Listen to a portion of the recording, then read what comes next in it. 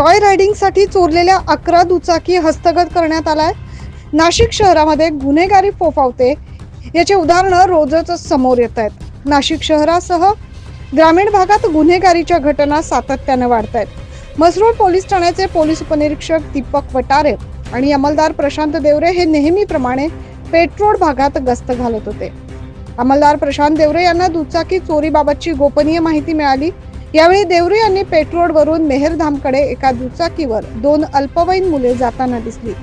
त्यांनी या मुलांना थांबवण्याचा प्रयत्न केला, मात्र ते थांबले नाहीत। पोलिसांनी त्यांचा पाठलाग करत एसटी वर्कशॉप इथून त्यांच्याकडे असलेल्या दुचाकीच्या कागदपत्रांची विचारणा केली। त्यांनी उडवाउडवीची उत्तरं देण्यास सुरुवात केली। या दोन्ही विधी संघर्षित बालकांना पोलिसांनी ताब्यात घेऊन त्यांच्या पालकांना बोलावले।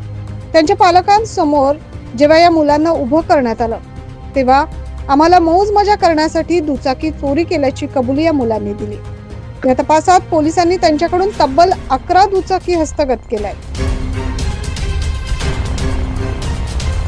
सदरची कामगिरी पंचवटी विभागाचे सहाय्यक पोलीस आयुक्त पद्मजा बडे यांच्या मार्गदर्शनाखाली वरिष्ठ पोलीस निरीक्षक अतुल डहाके, पोलीस उपनिरीक्षक मनोहर क्षीरसागर आणि दीपक पठारे यांच्या पथकाने केली। पुढील तपास मसरूळ पोलीस करतायत। 9 न्यूज महाराष्ट्रासाठी प्रतिनिधी नितीन चव्हाण।